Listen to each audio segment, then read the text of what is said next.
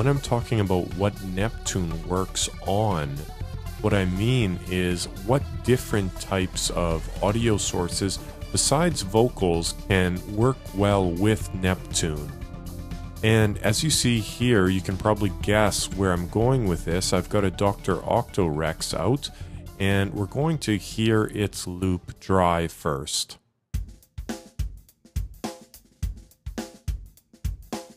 Okay, so now we're going to affect it with Neptune, and the first thing and the easiest thing to do is to use the formant shift control to move the formants of the drum beat around.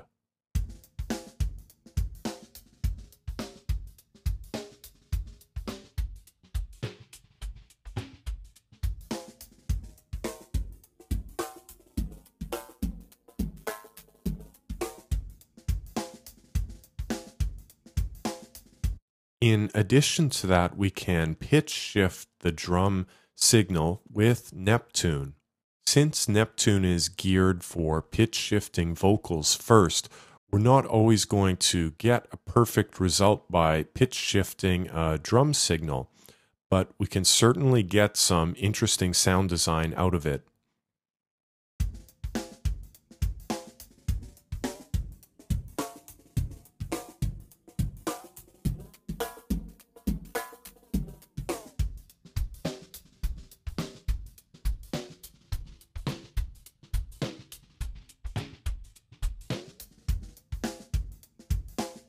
The other thing to keep in mind is that the pitch shift control with the transpose section here reacts differently depending on whether we've got the formant control on or off. With the formant control off, we aren't preserving the formant character of the sound, and that's what we've just already heard.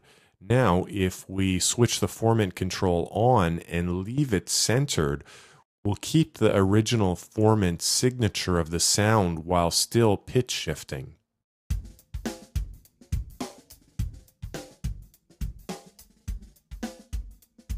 You can hear the difference here when I turn off the formant control.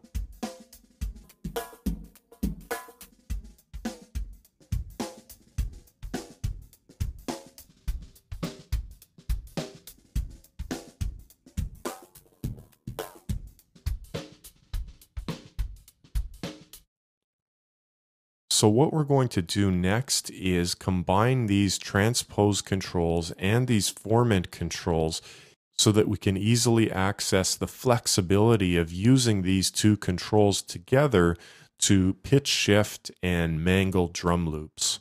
So first, let's map our transpose and formant buttons to the combinator.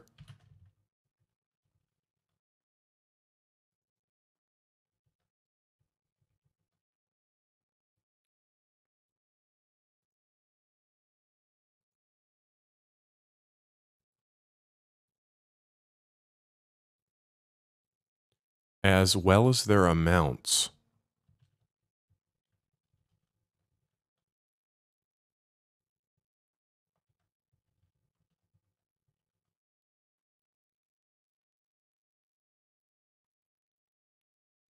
This is particularly useful for the transpose control because this way we can control the amount with a rotary instead of these two up and down sliders.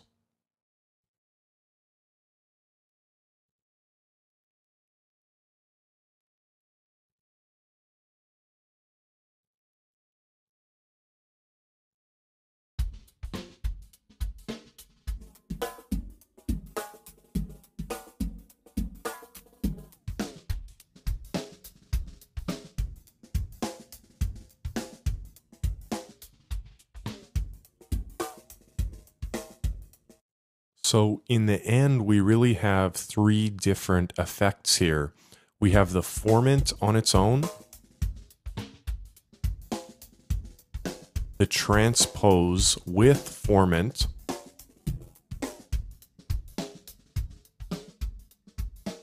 and the transpose without formant.